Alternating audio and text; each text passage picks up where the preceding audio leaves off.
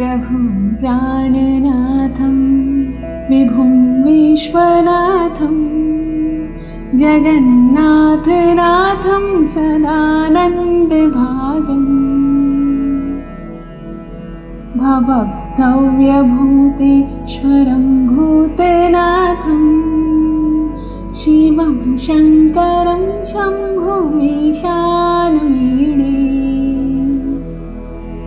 गले रुण्डमालं तनौ सर्पजालं महाकालकालं गणेशाधिपालम् जटाजूटे गङ्गौ तरङ्गै वृषालं शिवं शङ्करं शम्भुमीशानमीडे मुदामाकरं मण्डनं मण्डयन्तं महामण्डलं भस्मभूषाधरं तम् अनादिअपारं महामोहमारं शिवं शङ्करं शम्भुमीशानमीडे वटाधोनिवासं महाटाटहासं महापापनाशं सदा सुप्रकाशम् गिरीशं गणेशं सुरेशं महेशं शिवं शङ्करं शम्भुमीशानमीडे गिरीन्द्रात्मजा सङ्गृहीतार्थदेहं गिरौ संस्थितं सर्वदा पन्यगेहम् परब्रह्मा ब्रह्मा देवीर्वन्द्यमानं शिवं शङ्करं शम्भुमीशानमीडे कपालं त्रिशूलं कराभ्यादधानं पदाम्भोजनं रायकामं ददानं बलिवर्धमानं सुराणां प्रदानं शिवं शङ्करं शम्भुमीशानमीडे शरच्चन्द्रगात्रं गणानन्दपात्रं विनेत्रं पवित्रं धनेशमित्रम् अपर्णाकलन्त्रं सदा सच्चरित्रं शिवं शङ्करं शम्भुमीशानमीडे हरं सर्पहारं चिताभूविहारं भवं वेदसारं सदा निर्विकारम् शमशाने वसन्तं मनोजं दहन्तं शिवं शङ्करं शम्भुमीशानमीडे स्वयं प्रभाते नरशूलपाणे पठे स्तोत्ररत्नं त्विह प्राप्य रत्नम् सुपुत्रं सुधान्यं सुमित्रं कलन्त्रं विचित्रे स्मराध्य मोक्षं प्रयाति शिवं शङ्करं शम्भुमीशानमीडे शिवं शङ्करं शम्भुमीशानमीडे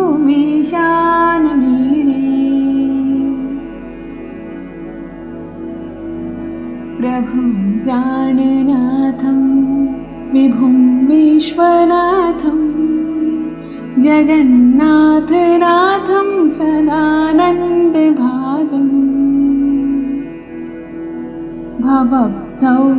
भवभव्यभूतेश्वरं भूतनाथं शिवं शङ्करं शम्भुमीशानमीडे गले रुण्डमालं तनौ सर्पजालं महाकालकालं महाकालकालं गणेशाधिपालम् जटाजूटगङ्गो तरङ्गैर्विशालम् शिवं शङ्करं शम्भुमीशानमीडे मुदामाकरं मण्डनं मण्डयन्तम् महामण्डलं भस्मभूषाधरं तम् अनादिरपारं महामोहमारं शिवं शङ्करं शम्भुमीशानमीडे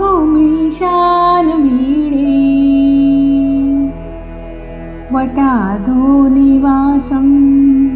महाटाटहासं महापापनाशं सदा सुप्रकाशम्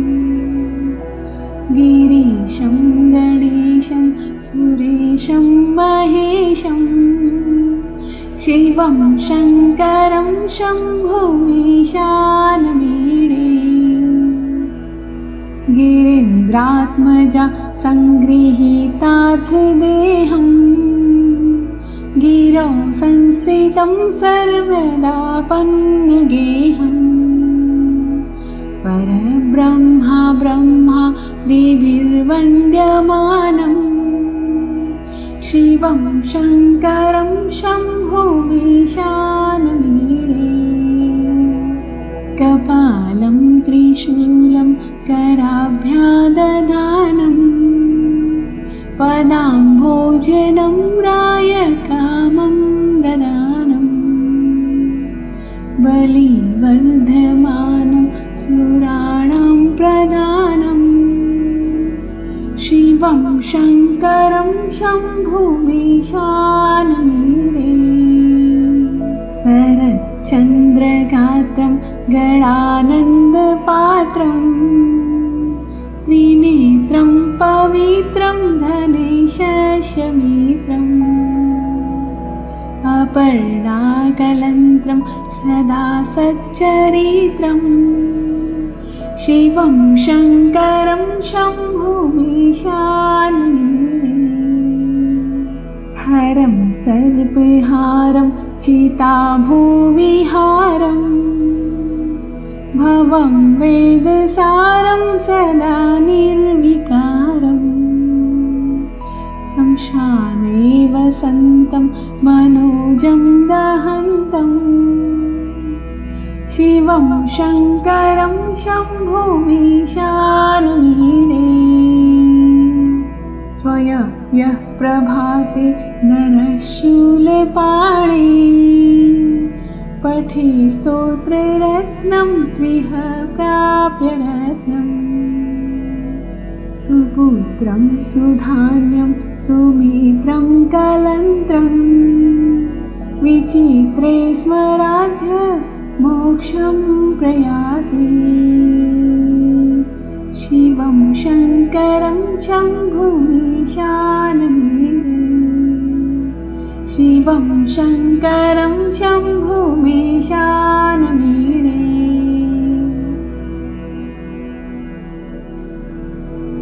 प्रभुं प्राणनाथं विभुं विश्वनाथं जगन्नाथनाथं सदानन्दभाजम्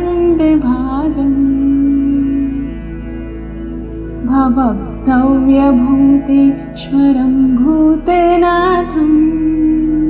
शिवं शङ्करं शम्भुमीशानमीडे गले रुण्डमालं तनौ सर्पजालं महाकालकालं गणेशाधिपालम् जटाजूटगङ्गो तरङ्गैर्विशालम् शिवं शङ्करं शम्भुमीशानमीडे मुदामाकरं मण्डनं मण्डयन्तम् महामण्डलं भस्मभूषाधरं तम् अनादिरपारं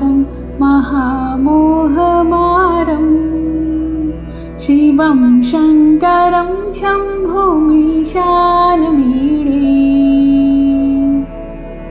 वटादोनिवासं महाटाटहासं महापापनाशं सदा सुप्रकाशं गिरीशं गणेशं सुरेशं महेशं शिवं शङ्करं शम्भुमीशानमीडे गिरीन्द्रात्मजा सङ्गृहीतार्थदेहं गिरौ संस्थितं सर्वदा पन्नगेहं परब्रह्मा ब्रह्मा देवीर्वन्द्यमानं शिवं शङ्करं शम्भुमीशानमीडे कपालं त्रिशूलं कराभ्यादधानं पदाम्भोजनं रायकामं ददानं बलिवर्धमानं सुराणां प्रदानं शिवं शङ्करं शम्भुमीशानमीडे शरच्चन्द्रगात्रं गणानन्दपात्रं त्रिनेत्रं पवित्रं धनेशमित्रम् अपर्णाकलन्त्रं सदा सच्चरित्रं शिवं शङ्करं शम्भुमीशानमीडे हरं सर्पहारं चिताभूविहारं भवं वेदसारं सदा निर्विकारं शमशाने वसन्तं मनोजं दहन्तं शिवं शङ्करं शम्भुमीशानमीडे स्वयं प्रभाते नरशूलपाणे पठे स्तोत्ररत्नं त्रिह प्राप्य रत्नम् सुपुत्रं सुधान्यं सुमित्रं कलन्त्रं विचित्रे स्मराध्य मोक्षं प्रयाति शिवं शङ्करं शम्भुमीशानमीडे शिवं शङ्करं शम्भुमीशानमीडे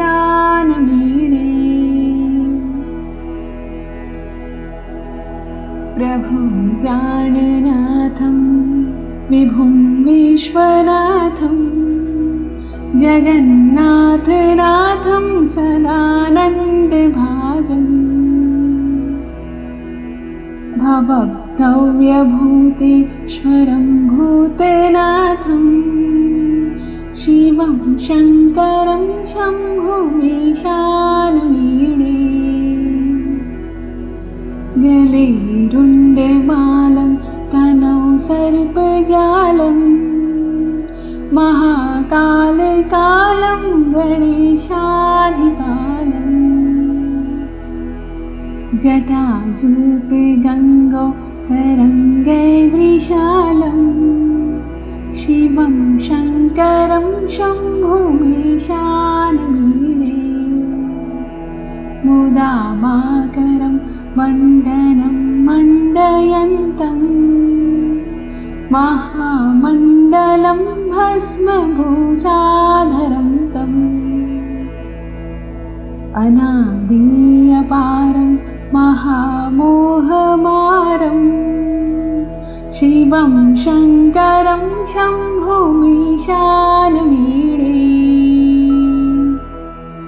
वटादोनिवासं महाटाटहासं महापापनाशं सदा सुप्रकाशं गिरीशं गणेशं सुरेशं महेशं शिवं शङ्करं शम्भुमीशानमीडे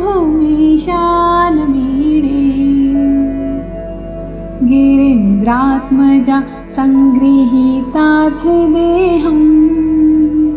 गिरौ संस्थितं सर्वदा पन्नगेहम् परब्रह्मा ब्रह्मा देभिर्वन्द्यमानम् शिवं शङ्करं शम्भुमीशानमीडे कपालं त्रिशूलं कराभ्यादधानम् पदाम्भोजनं रायकामं ददानम् बलिवर्धमानं सुराणां प्रदानम् शिवं शङ्करं शम्भुमीशानमीडे शरच्चन्द्रगात्रं गणानन्दपात्रम् त्रिनेत्रं पवित्रं धनेशमित्रम् अपर्णाकलन्त्रं सदा सच्चरित्रम् शिवं शङ्करं शम्भुमीशानमीडे हरं सर्पहारं चिताभुविहारम् भवं वेदसारं सदा निर्विकारम् संशाने वसन्तं मनोजं दहन्तम् शिवं शङ्करं शम्भुमीशानमीडे स्वयं प्रभाते नरशूलपाणे पठे स्तोत्ररत्नं त्विह प्राप्य रत्नम् सुपुत्रं सुधान्यं सुमित्रं कलन्त्रम् विचित्रे स्मराध्य मोक्षं प्रयाति शिवं शङ्करं शम्भुमीशानमीडे शिवं शङ्करं शम्भुमीशानमीडे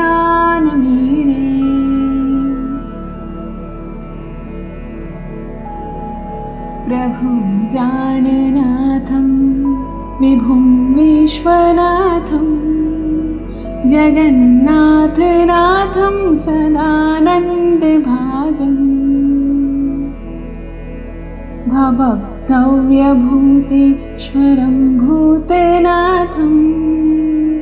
शिवं शङ्करं शम्भुमीशानमीडे गले रुण्डमालं तनौ सर्पजालम्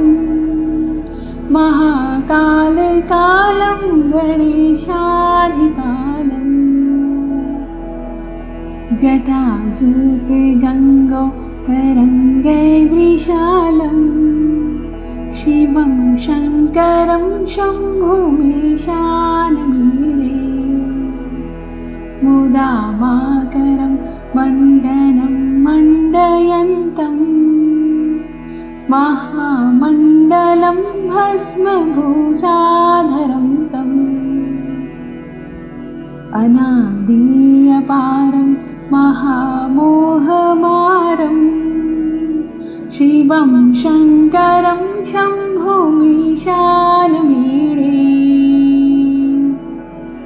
वटाधोनिवासं महाटाटहासं महापापनाशं सदा सुप्रकाशम् गिरीशं गणेशं सुरेशं महेशं शिवं शङ्करं शम्भुमीशानमीडे गिरीन्द्रात्मजा सङ्गृहीतार्थदेहम् गिरौ संस्थितं सर्वदा पन्नगेहम् परब्रह्मा ब्रह्मा देभिर्वन्द्यमानम् शिवं शङ्करं शम्भुमीशानमीडे कपालं त्रिशूलं कराभ्यादधानम् पदाम्भोजनं रायकामं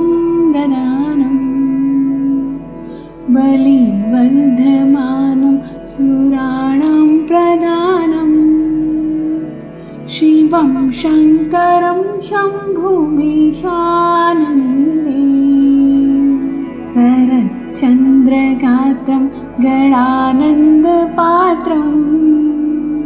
त्रिनेत्रं पवित्रं धनेशमित्रम् अपर्णाकलन्त्रं सदा सच्चरित्रम् शिवं शङ्करं शम्भुमीशानमीडे हरं सर्पहारं चिताभुविहारं भवं वेदसारं सदा निर्विकारम् शमशाने वसन्तं मनोजं दहन्तम् शिवं शङ्करं शम्भुमीशानमीडे स्वयं प्रभाते नरः शूलपाणे पठे स्तोत्ररत्नं त्रिह प्राप्य रत्नम् सुपुत्रं सुधान्यं सुमित्रं कलन्त्रं विचित्रे स्मराध्य मोक्षं प्रयाति शिवं शङ्करं शम्भुमीशानमीडे शिवं शङ्करं शम्भुमीशानमीडे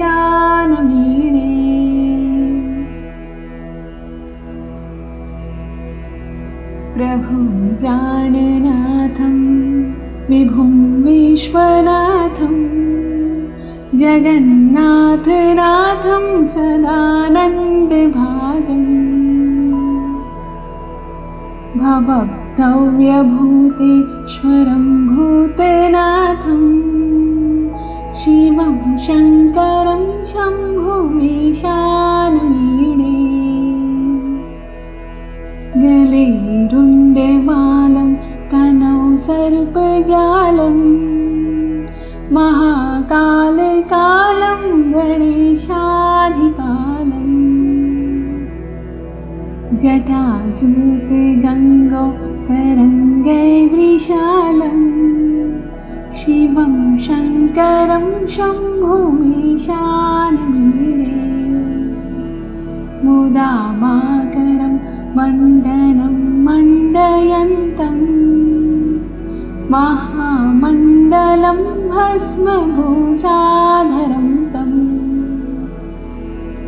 अनादियपारं महामोहमारं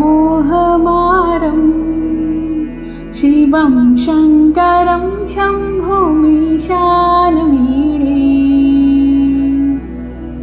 वटादोनिवासं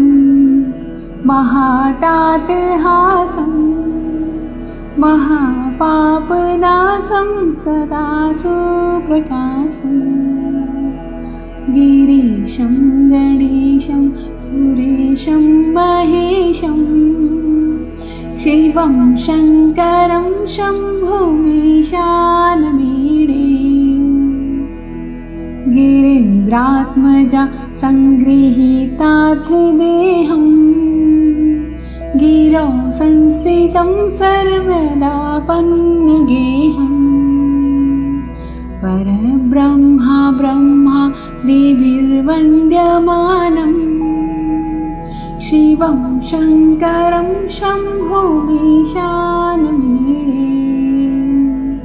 कपालं त्रिशूलं कराभ्यादधानम् पदाम्भोजनं रायकामं ददानम् बलिवर्धमानं सुराणां प्रदानम् शिवं शङ्करं शम्भुमीशानमीडे शरच्चन्द्रगात्रं गणानन्दपात्रं त्रिनेत्रं पवित्रं धनेशमित्रम् अपर्णाकलन्त्रं सदा सच्चरित्रम् शिवं शङ्करं शम्भुमीशानमीडे हरं सर्पहारं चिताभूविहारम् भवं वेदसारं सदा निर्विकारम् संशाने वसन्तं मनोजं दहन्तम् शिवं शङ्करं शम्भुमीशानमीडे स्वयं यः प्रभाते नरः शूलपाणे पठे स्तोत्ररत्नं त्विह प्राप्य रत्नम् सुपुत्रं सुधान्यं सुमित्रं कलन्त्रं विचित्रे स्मराध्य मोक्षं प्रयाति शिवं शङ्करं शम्भुमीशानमीडे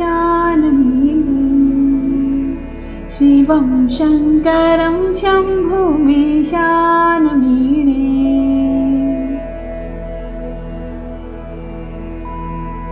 प्रभुं प्राणनाथं विभुं विश्वनाथं जगन्नाथनाथं सदानन्दभाजम्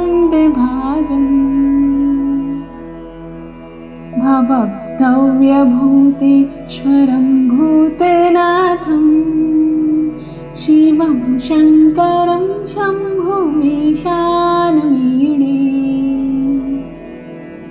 गले रुण्डमालं तनौ सर्पजालं महाकालकालं गणेशाधिपालम् जटाजूटगङ्गौ तरङ्गैर्विशालम्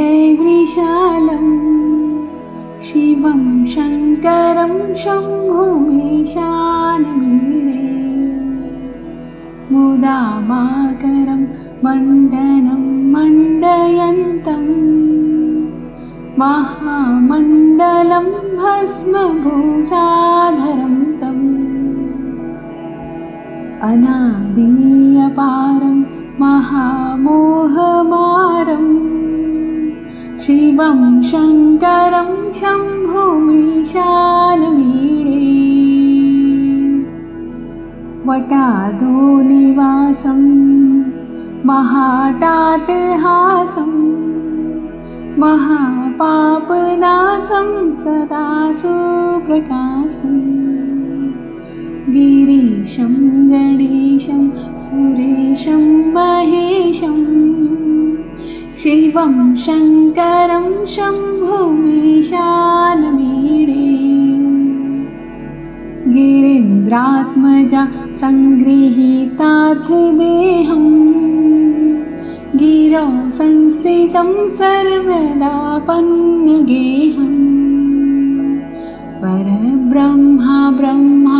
देवीर्वन्द्यमानम् शिवं शङ्करं शम्भुमीशानमीडे कपालं त्रिशूलं कराभ्यादधानम् पदाम्भोजनं रायकामं ददानम् बलिवर्धमानं सुराणां प्रधानम् शिवं शङ्करं शम्भुमीशानमीडे शरच्चन्द्रगात्रं गणानन्दपात्रं त्रिनेत्रं पवित्रं गणेशस्य मित्रम् अपर्णाकलन्त्रं सदा सच्चरित्रं शिवं शङ्करं शम्भुमीशानमीडे हरं सर्पहारं चिताभूविहारं भवं वेदसारं सदा निर्विकारम् संशाने वसन्तं मनोजं दहन्तम् शिवं शङ्करं शम्भुमीशानमीडे स्वयं यः प्रभाते नरः शूलपाणे पठे स्तोत्ररत्नं त्विह प्राप्य रत्नम् सुपुत्रं सुधान्यं सुमित्रं कलन्त्रं विचित्रे स्मराध्य मोक्षं प्रयाति शिवं शङ्करं शम्भुमीशानमीडे शिवं शङ्करं शम्भुमीशानमीडे